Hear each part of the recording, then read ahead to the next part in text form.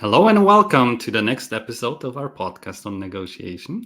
And this time with a great and valued colleague of mine, Keld Jensen. Keld, great to have you with us. Thank you for having me.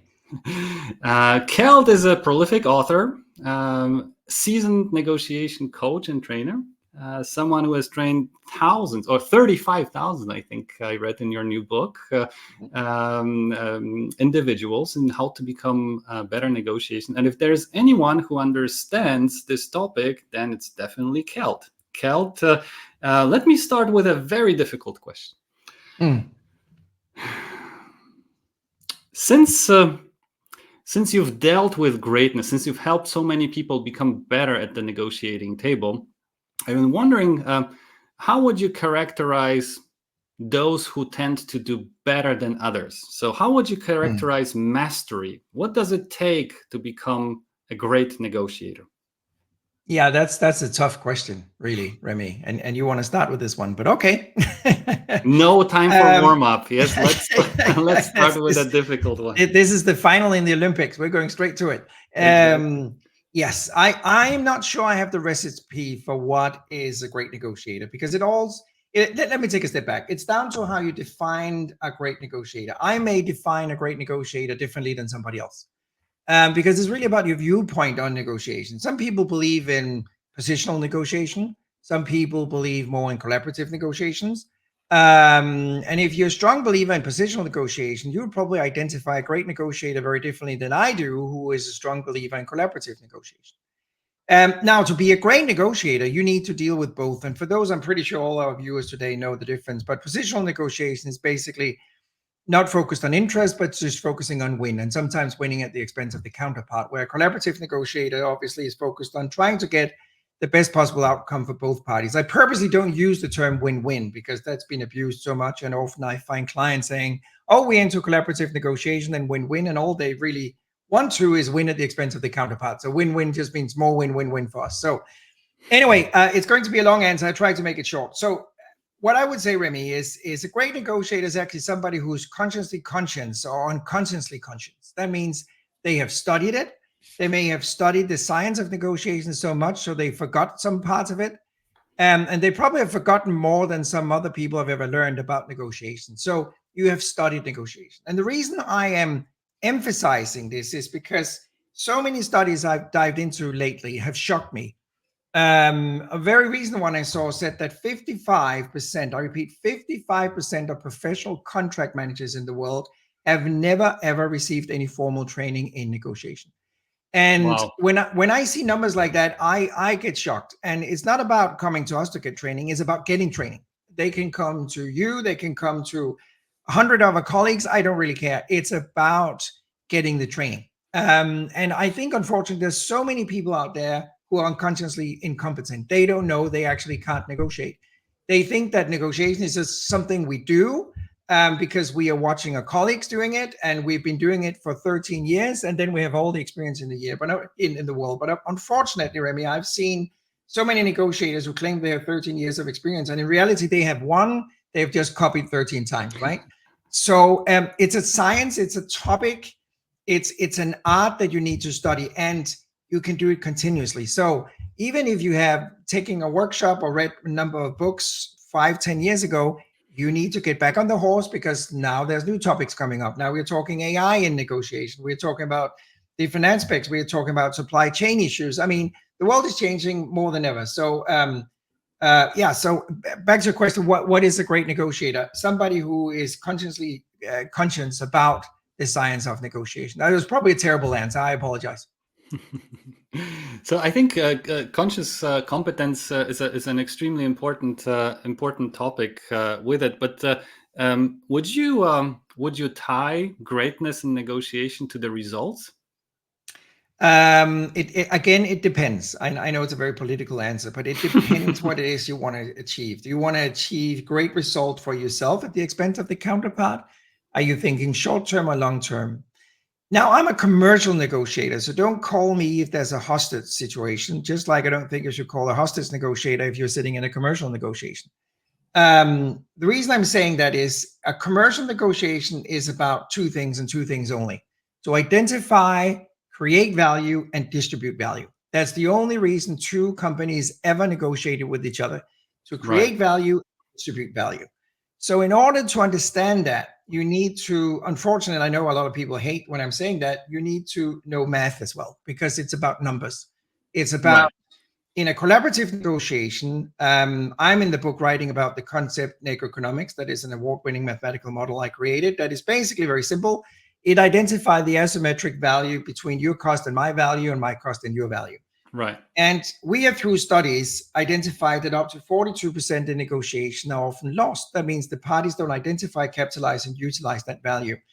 And back to your question, a great negotiator are able to capitalize and capture that value, and then split that value with the counterpart somehow. And that's often more difficult than immediately sounds like. So it's really about understanding what is it you want to do in negotiation. Another thing I mentioned in the book, Remy, is really that we perceive negotiation differently. So I remember last time I was a guest here at your podcast, we also talked about we have to negotiate before we negotiate. And that is a thing I mentioned in the book as well, because we see negotiation differently. You perhaps see negotiation as playing chess, and I see it like playing poker. And then we negotiate differently. So again, we could actually spend 4 hours just on what is a great negotiator, because there's so many layers to it. But it really, back to what I said, is really about being conscious, competent, and retraining yourself all the time to know what is it that I don't know and what is it that I do know. Great. And I think in this process, it's very important to acquire knowledge, right? And I know that you're about to publish a new book called The Elements of Negotiation. Yes. So let's switch our attention to your book. What inspired you to write that book? Why Elements of Negotiation? I know it's ambiguous, right? Yep, it is. Now, again, long story, very short. The last couple of books I published, especially the last one last year, Negotiation Essential, was a little bit more holistic, talking about strategy choices, talking about value, talking about organizational implementation. And it's actually been a long time since I published a book on tools. And I was thinking, I did a book contract with Wiley for 2 books. One's being released now, August 27th, and then another one next year. And I was thinking, I think I need to write a book about tools, because, to be honest, not sounding arrogant, but I've for many years been thinking about, there's too many books out there just preaching tools. God, there's so many. You can just pick any book and it will talk tools from page 1 to page 280. But I was thinking, I'm going to do something quite ambitious. I'm trying to gather all the tools in one book. Everything that I can possibly imagine is important for the professional negotiator. And I ended up with 103. Now, you may say, well, you forgot this one, and I appreciate that. And I possibly have forgotten 1 or 2 or 3 or 5 or perhaps even 10.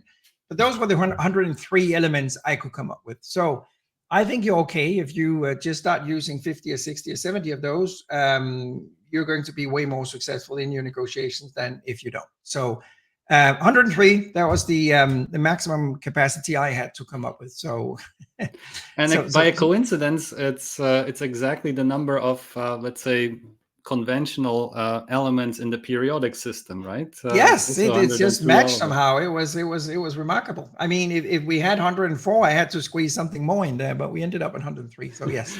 Actually, there are some elements which are not stable enough to be included in the periodic system, but there is also unum pentium and unum hexium, which is 105, 106, and probably even more. But Keld, if you want to extend the book, there's still room for it. There would be still room for it by using this analogy. Yes. But I know that I've had a pleasure to read parts of the book, not the entire book. So thank you for sharing a copy with me prior to our chat. And I know that these tools do not come out of the blue. Could you maybe share a few words about how you collected the data, how you collect the material for, let's say, categorizing and classifying these 103 tactics? Right. Yeah, that was actually a bigger job than I thought it was when I got started. I saw a funny sign the other day saying, We didn't start this because we thought it would be easy, but it turned out to be really hard. And that was basically what I encountered as well. Now, let me just once again take a step back. I think, and now I'm provoking some people, I think there's too many opinions in the science of negotiation. People are voicing their opinions, their belief, their experience, and perhaps they're right, but in some cases they're wrong. I am in the academic world just like you, Remy. So I like research. I like to document the outcome. I like to have peer-reviewed papers, even though it's a nightmare writing it and getting through the process. But I like to have some critical eyes on the work I do. That's also why I publish with recognized publishers, because there's editors and filters and different layers you have to go through to have your publication published. You just can't claim stuff. So what I have aimed to do in this book is only share tools, strategy, tactics, philosophies, approaches that is proven through science. So it's something that has been documented. It's not opinions. It's not what I feel. I even have feelings about some of the items, some of the elements that I personally disagree with, but it's still scientifically proven that that's the way it is. So that's the way it is.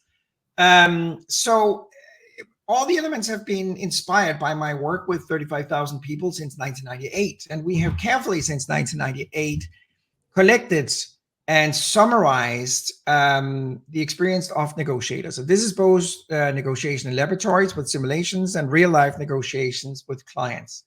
So it's basically know-how and experience combined with academic research that ended up in 103 elements. So it sounded, when I talk about it, it was a little bit of lucky punch. It wasn't. It's actually the result of very hard labor gathering all this data. That sounds super exciting, and this is how it reads. At least almost halfway through, which I've gone. I hope the other half is similarly good. Mm-hmm. I've recently, speaking about opinion, a quick anecdote. I recently came across a person who commented extensively on the research that we did, which basically went along the following lines. I appreciate your research, but I disagree with it. Mm-hmm. I'm sure, Keld, you've come across opinions that attempt to refute science based on a gut feeling, yes, or mm-hmm.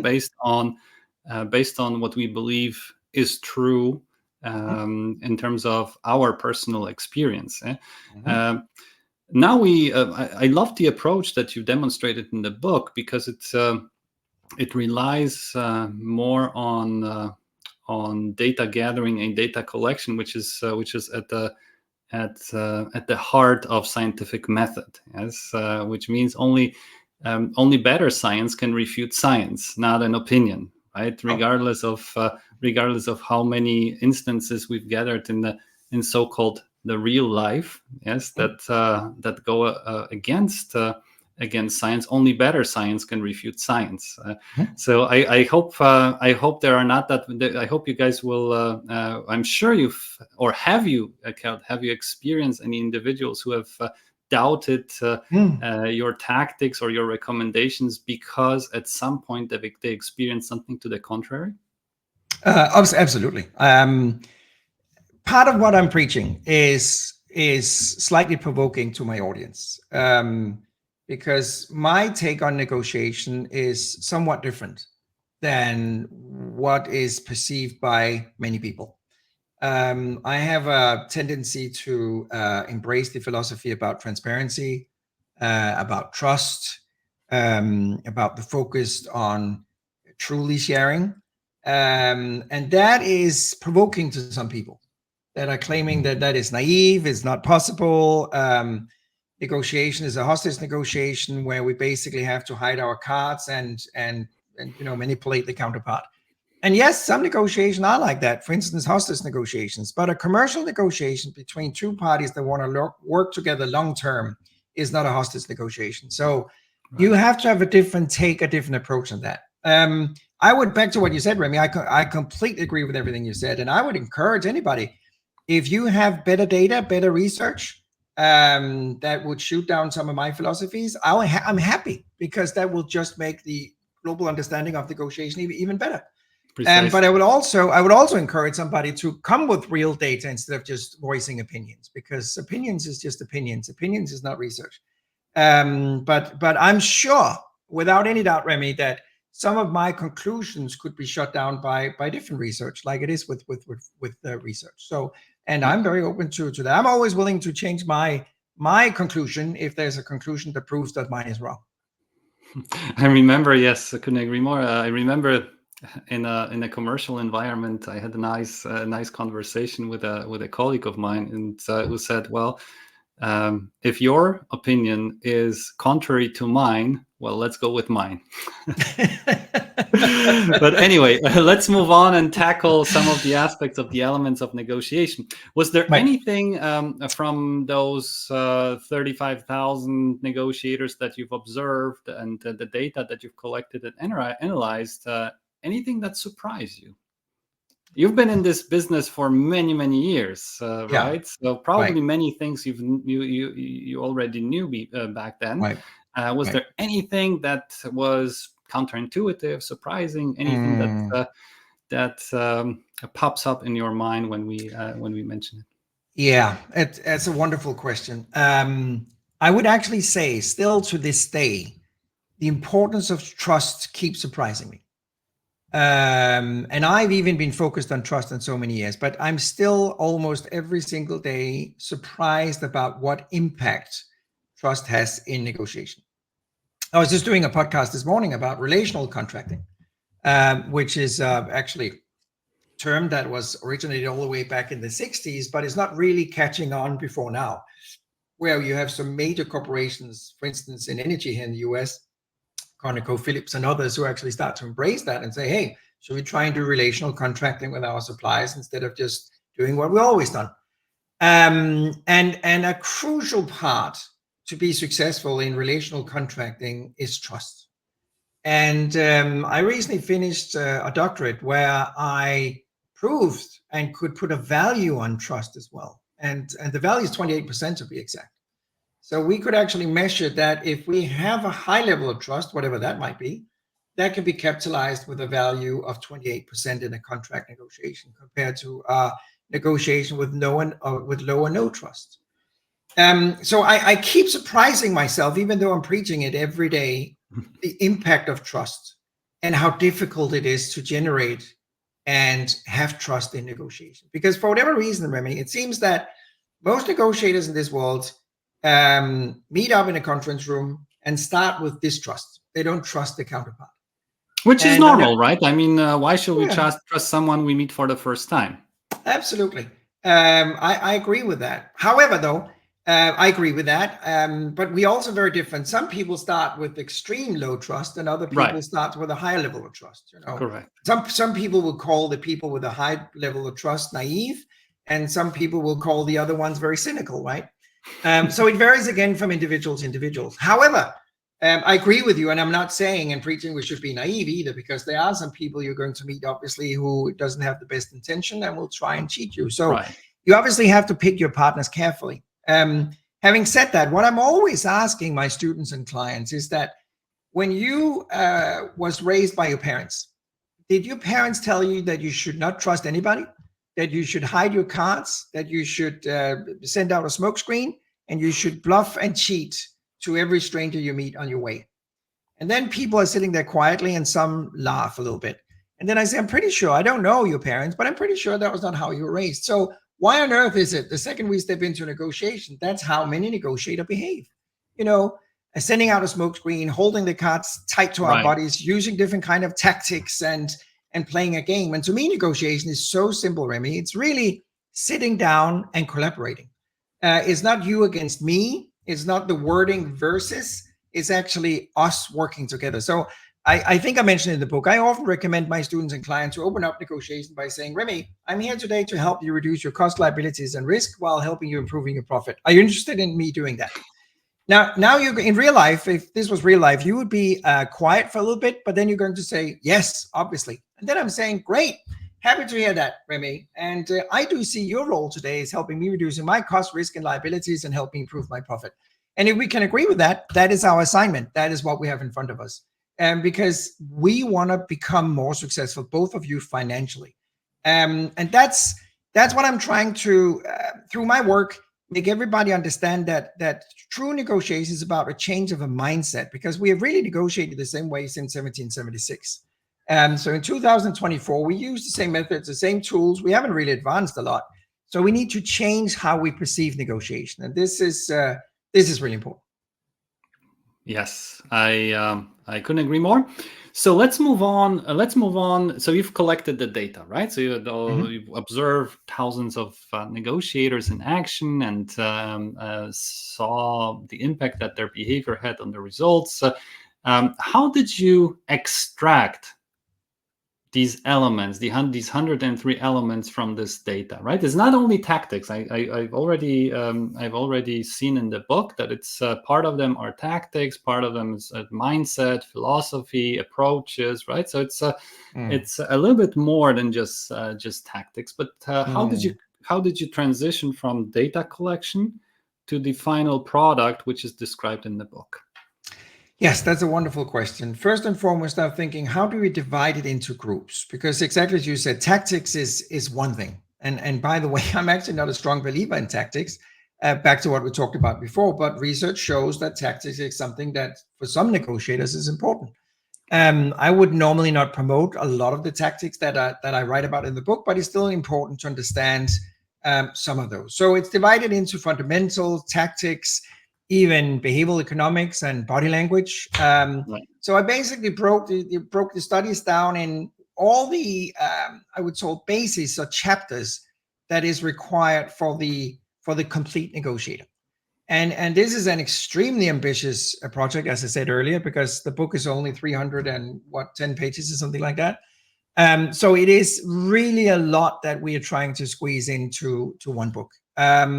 So the data was basically concluding, what is it, back to your original question, what is it that make a great negotiator? And then just try to break that down into the different grouping, tactics, tools, body language, fundamentals. And a funny part, let me just share that. A funny part in the fundamentals, and this sounds weird for some, that was we found that great negotiators like to negotiate. I know it sounds really simple, right? But I think we can all agree that human beings that truly like to do something are better at it than those who don't like to do something and are doing it, right? Makes sense. So yeah, it makes sense. But it was a little bit surprising still that when you ask negotiators, the ones who are typically performing better said, I do truly enjoy to negotiate. It's great fun. I hate to sit in front of my computer and do the spreadsheet, but when I'm sitting out there negotiating with a counterpart, that's really fun because that's where I can test the philosophies, right? And then I meet other people who are saying, do you know what? I'm having a negotiation on Tuesday, but I'm not looking forward to it because the counterpart might say no and it could turn into a conflict. And I don't really like that. I would rather sit here in front of my computer and just do everything online. And we could clearly see through our studies that those negotiators who like to negotiate outperforms the one who don't negotiate. So we can ask our viewers right now, do you actually like to negotiate? And if you like to negotiate, congratulations. You probably have the potential to be a great negotiator if you're not already. And if you honestly answer to yourself, I truly dislike to negotiate, stop doing it. I can't say anything else. You shouldn't do it. You could be a great support for the head of the negotiation in your team. You could be a great supporter, great at preparation, but you should not be sitting there heading a negotiation. That will just cost your organization a fortune. That makes a lot of sense. We can deliver greatness if we enjoy what we're doing, right? Professionalism without fun seems like a torture, right? In our pre-conversation, Remy, before we went live today, we were talking Olympics, and when you are watching track, right? I'm pretty sure that the guy or the woman who is running 100 and 200 meters, I'm pretty sure they're there because they enjoy it. If they hated what they were doing, they would not qualify to the Olympics, and they would definitely not win the gold medal. So you have to like what you do. I tend to agree. Yes, it's thousands of miles every year, right, or kilometers that they have to run, and imagine, and I don't know, 10,000 of hours of training, and imagine not liking, not enjoying it. It's like turning life into a misery. It's the best recipe for that. But coming back to the book, let's assume that different question. I was thinking while going through your book, I was thinking about feeding your book into an AI model in order to create the best negotiator, not human, machine on Earth. What do you think about this idea? There's actually a gentleman out there who have used my last book from last year, Negotiation Essential, and he did that. He's an engineer, technical engineer somehow, and he took the content of the book and created a negotiation assessment. I think you can actually gain access to it for free on ChatGPT. And I tried it out because he linked me and said, I've used your book and the content and created this. And I thought it was pretty good. He'd done a really good job. It worked out pretty well. You could basically get an assessment of your competence as a negotiator. My short answer would be yes. I haven't tried it myself. I haven't taken these 103 elements and put them into AI and have AI generate the perfect model. But I think it's a great question, Remy, and perhaps it's something we should test out, because I'm sure that AI could definitely come up with if not the perfect negotiator, a very competent negotiator based on that knowledge. So now imagine someone has read your book and knows all these 103 elements. Obviously, it's very hard to turn this knowledge into skill, or use this knowledge to develop their skills or to improve their skills. Yeah? What else would you recommend, or how would you recommend, let's say, the transition from being consciously incompetent to being consciously competent after having read your book? Yeah. Well, I'm doing a book tour right now, so I'm being interviewed with lots of media, and I'm getting this question from a lot of journalists. So why should people buy your book? And I love to tease them. So my answer is often, well, you shouldn't. And then they get really confused because they're expecting that I'm coming up with a huge pitch on why to buy the book. But I'm saying you should not only buy my books. It's really important that you study different philosophies in negotiation. You should also study philosophies that disagree with my philosophy, or I disagree with that philosophy. So you should not only buy my book and read about negotiation, you should buy 3, 4, 5, 6 different books from different authors if you really want to be a competent negotiator. Keld, just a sec. May I interrupt you for a sec? Yes. Sure.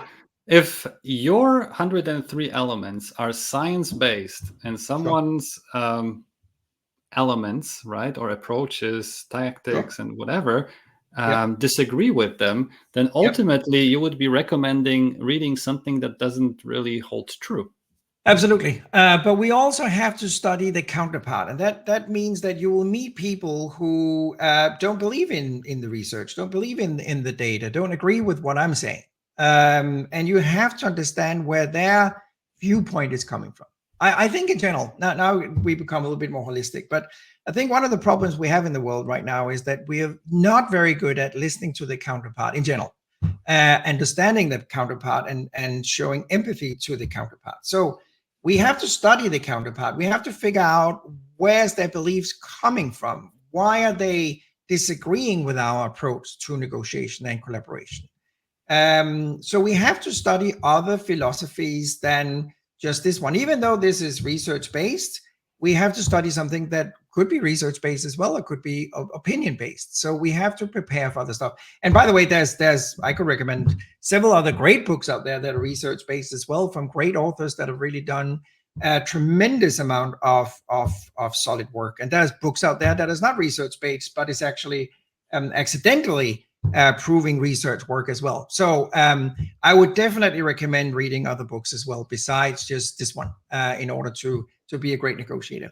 There's a very successful book out now. I'm not going to mention any name, bestseller on Amazon and all the other lists. And I meet way too many people who said, I bought that book, I read it, it's great, I'm a great negotiator right now. And every time I'm hearing that, I'm almost sitting there crying. Oh my God, so you think you should read that one book, and now you know how to negotiate. Now, come back when you've been reading 10 books on negotiation. And then, by the way, when you're able to criticize that first book and are able to conclude what is not correct in that book, then we can talk. So I'm not promoting in any possible way you should only read one book. I'm sure when you're lecturing at university, Remy, you're not only recommending one book either. You recommend students to read a number of different books, right? So it's. I actually forgot your question now. I'm basically just telling people not to buy my book right now. You're telling them not to buy the book and miss out on all the fun. Yes. No, the question was, what else do we need in addition to knowledge to become consciously competent? Yes, it's a great question, very important one. Besides reading, I normally say you can't learn to swim by reading a book. I have been saying that for years. And what I mean by that is, yeah, great, you can sit here and read this book. You can gain a lot of theoretical knowledge, but it needs to be implemented in the real world. So one thing I've developed is a workbook that you get for free when you pre-order this book. You can just go to the landing page of the book or Wiley or whatever. And that is a book. The workbook is just full of exercises that actually complements the theory in the actual book. So that's one thing you can do where you can start practicing. You can list variables, something that is negotiable. You can make an assessment of yourself. How are you as a negotiator? You can practice questions. There's a bunch of stuff you can do in that. The next thing you have to do is actually try stuff out. And I wouldn't do it immediately in the reality, but I would run simulations. And when we talk about preparation, just back to the Olympics, I was just sitting with my wife the other day and watching the 100-meter semifinals, right? And it takes them less than 10 seconds to run 100 meters. And I don't know if you ever thought about that, Remy, but that is really fast. That is like really, really fast. If you and I tried to do that right now, we would be embarrassing ourselves. We would not even get close. And think about these athletes here. They are every fourth year coming to a tournament to run for less than 10 seconds. If you think about that, it's crazy, because back to what you said before, how many thousands of hours have they been practicing to compete for 10 seconds, right? That gives you something of an understanding of the importance of preparation. And I'm just saying that because so many negotiators I meet are heading out next week to $1 million contract negotiation, a $100 million contract negotiation, and the preparation is close to nothing because we wing it. Let's talk about on the way there how we do it. Let's set the roles and ask the questions and whatever. And they haven't really prepared. So one thing that we need to do besides reading a book like this is actually sitting down and then run simulations before we go out to a real life negotiation. We have to sit down with our colleagues and run a simulation how we're going to do this negotiation next week. And even better than that, and I'm doing that quite often and recommend it to my clients, invite your counterpart. I call it your counterpart right now. We could also call it our partner, but invite your counterpart into a simulation before the real negotiation with that same counterpart. We have repeatedly done that with huge success. So the two parties that are going to negotiate real life on Tuesday next week are today just running a simulation to practice how do we negotiate with each other. And I can promise you, Remy, every single time they gained a way better financial result for both of them just by implementing this small exercise. So it's prep work, simulation, practice. Yeah, it makes a lot of sense. The transition from knowledge to skill development leads through repetitions, dear audience. I think we got a question from the audience, but knowledge and repetitions, it's not everything. You still need to regularly assess your skills, and that's typically very difficult, except if you guys join our negotiation competitions. Something more about it later. So Mariana is asking, I would like to read a book that teaches the latest good practices. What do you recommend besides your book? Besides your book? Well, first of all, read Keld's book, although he doesn't want you to. But I'm sure there are a couple of other books that Keld would recommend. What are they?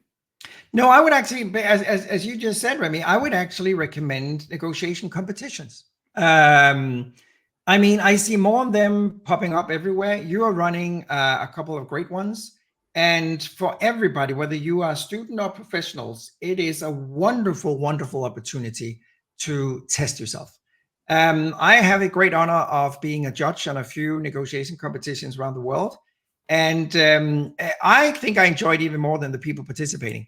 And it's very educational for me as well. And what is really educational is not so much just grading the actual performance, but giving the feedback. Because that's really where students and professionals are getting something and bringing something away from that table. So If you have the opportunity and if you're a little bit competitive, I would definitely recommend joining our negotiation in any negotiation competition anywhere in the world. That's really great fun.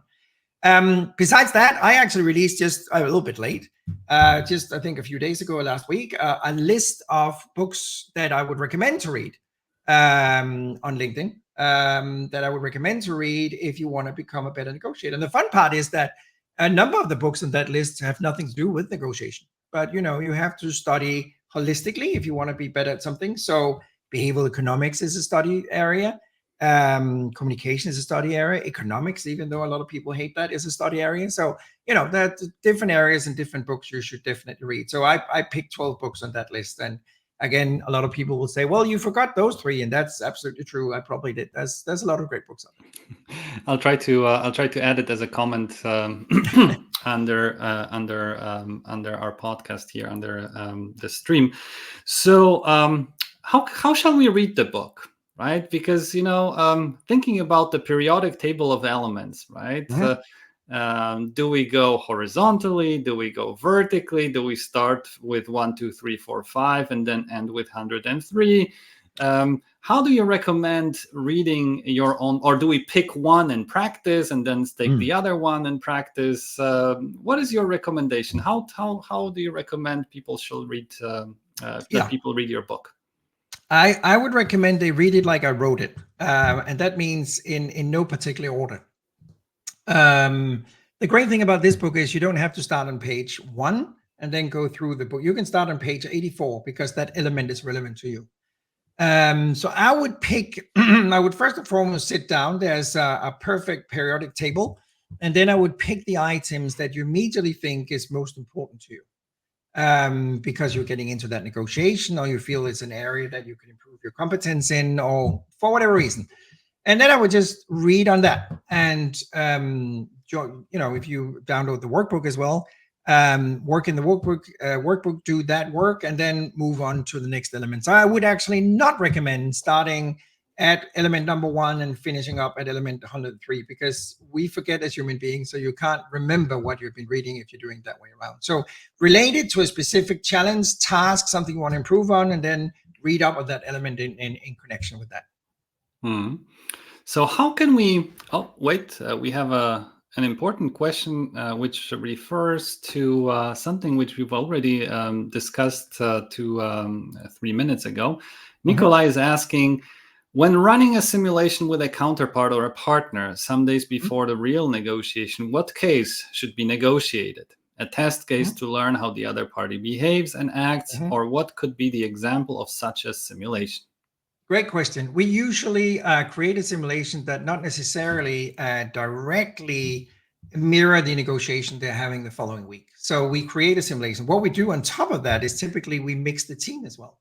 So let's say you're a supplier, MA, and I'm the buy side, then I would mix the 2 teams. So some of my colleagues would be on your team and some of your colleagues would be on my team, because suddenly we understand the counterpart way better when we're sitting doing our prep work.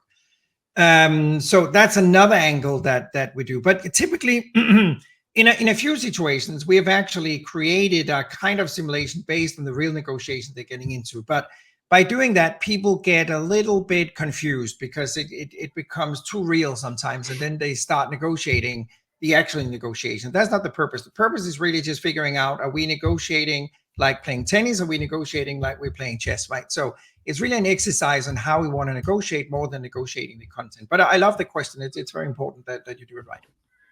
All right, good. So when you wrote the book, what takeaways did you envision for the readers? Yeah, so when the readers go through one way or another through 103 elements of negotiations, what shall they take out of it, out of the reading process?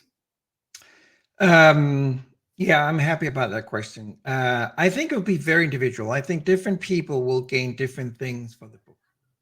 I think some people will get shocked about how many things you have to think about when you negotiate. So my attempt with the book is also to really raise a warning flag saying negotiation is easy if you know what you're doing. But if you don't know what you're doing, it's actually very complicated, like most stuff in life, right? So the book should really serve as a kind of a manual to your improving your skills in negotiation and preparing yourself to negotiate. So I think people will gain very different things from the book, besides the tools that is in it, that is very easy to use in most cases, and hopefully well explained. I'll leave that up to the readers. But secondly, it's really about presenting, as I said, what I see as the most important elements, or the elements that you need to prepare for a negotiation. So I know it's not a very great answer, Remy, but I really think people will take very different things away from that book. Partially as a reference book, and partially as an inspiration for development of a particular aspect of the negotiation skills. Got it. You mentioned that you signed a contract with Wiley for 2 books. What's the other one? Yeah, it's coming up next year, April next year. And that's a very different book again, because that it's called The Smart Negotiator. And we have analyzed a reality show. I can't release the name right now, but people can start guessing. A very famous reality show that consists of nothing but negotiations. And in that reality show, the panel claims to be the best negotiators in the world. And obviously I couldn't leave that. I just have to dive in and take a look at that. So we actually watched 100 episodes and did AI analysis of those episodes and broke them down. And basically, and then you can watch all those episodes on YouTube as well. So we're going to make reference to it. And then basically just describe what they did really well, what that was okay, and what was horrible. So it's basically kind of an analysis of a reality show. That's intriguing. Some of our guests I see in the comments are guessing, is it the Suits? I can't talk about that right now, but is it the Shark Tank? It will be published very, very soon. All right, so guys, we have to arm ourselves with patience, and now let's talk a little bit about skill development. Right, we started our conversation with the definition of greatness, and I loved your definition in which you sort of mentioned 2 main themes. One is the transition from incompetence to unconscious incompetence to conscious competence, right? And the other one was the value engineering aspect that you mentioned, right? So now let's imagine, as you would be interested in demonstrating that your books, your training material, your concepts are the best in the world. Okay? Would you be able to educate someone and prepare for a negotiation competition so that person wins that competition? Oh, is that a challenge? It is. Well, that will be the same. It'll be the same question you should ask a coach for the athletic team at the Olympics. Could you guarantee that your athletes would win the 100 meters if you gave them the best and you claim to be the best coach in the world? Well, first and foremost, I don't claim to be the best coach in the world, because there's a lot of great people out there. Could I make an impact for the team and make them do really well? Absolutely. Could they win finally? I'm pretty sure they could do very well. But there might be other very strong competitors out there. But just at the Olympic, we talked about Olympics several times already. It's also about the shape of the day, right? What is the form factor? How are they doing right now? Are they mentally on top of it? And so there are some aspects that you can't control. That is important as well. But it's a fun exercise, and I've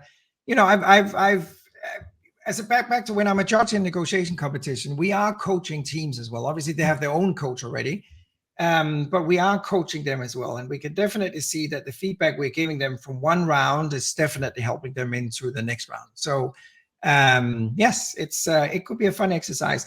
Well, let's do it this way, Rema. I think you should pick some of the known names within the world of negotiation, have them train their own team, and then we throw them into your competition, and we see which team is doing the best. Deal. Keld, please nominate your best students, the most talented students that have understood your concepts, that have gone through your training, and not students, I mean professionals, right? I mean in terms of participants, workshop participants. Sure. And if they have time, we are super happy to embrace them. We are super happy to have them with us. Guys, if you have been trained by Keld Jensen, yes, in the past, and you believe in the concept, that the concept has made you into a better negotiators, please reach out to us, and we're gonna make the same offer also to other trainers. Yes, and let's see how many of them are comfortable with measuring the effectiveness of their training concepts. Yes, I wonder. Yeah, we have a great question from Eric. I was tempted to buy your book, but if you really don't want me to do so, are you prepared to offer someone in my lamentable position something to discourage me from purchasing? Or is this a trick where I get to the end of the book? Or is this a trick where I get to the end of the book and all is revealed to have been a master strategy to get me to buy the book all the more vehemently? Thank you either way. No, I'm kidding. Obviously, I want people to buy the book. What I was trying to say earlier is that I'm not claiming that by buying this book, this is all you need. As I said earlier, I've recommended 12 books just recently that I think you should read to become an accomplished negotiator. And I hope my books are one of them or two of them, but there are so many other books. But no, absolutely, certainly. I think Wiley would be very angry if I'm sitting here saying, don't buy the book. I don't think you should. So no, of course, I'll be very, I'm very honored and humbled if people choose to buy my book. So we're slowly coming to an end of our session. So let's talk a little bit about the book itself. When is the release date? How can we buy it? How can we get a hold of it? Keld. Sure. Yeah, August 27th, worldwide. Wiley is the publisher. So if you go to your normal book pusher, whether that might be here in the US, it's typical Amazon, Barnes and Noble, what have you. So both bookstores and online, obviously, it's available everywhere. So and Wiley's told me that it should be available and physically in stores on August 27th. So 19 days and counting, right? It's August 8th. August 27th is the release date of the book. I encourage all of our listeners and viewers to give it a shot if you're interested in how Keld dissected all the data he has collected from 35,000 of negotiators he has trained in the past into chunks of knowledge, being tactics, approaches, which are research-based, yes, and can help us become better negotiators. Please make sure you order his book, grab the book, have a look at it, practice, and join our competition if you believe you're a great negotiator. Yeah, and I heard, Remy, that the first prize of winning your competition is 2 weeks all paid in Hawaii. Is that right? It's a 2-day negotiation workshop to become even better, or that's even better. That's even better. To make your team happy at work, or to become, let's say, individually more skilled negotiator, right? So yes, it's not necessarily on Hawaii, but if the company definitely wishes us to join them in Hawaii, we wouldn't resist. Oh, you wouldn't. Okay, you wouldn't. Yeah. I think we should raise the flag for a negotiation conference that is happening in Vilnius, Lithuania, where both of us are speaking. Remy, it's happening on October 3rd. The organizers are doing a great job. It's actually going to be a huge conference with 500 people attending. And I'm looking forward to speaking at that conference. And I know you, Remy, is coming there together with other of our esteemed colleagues.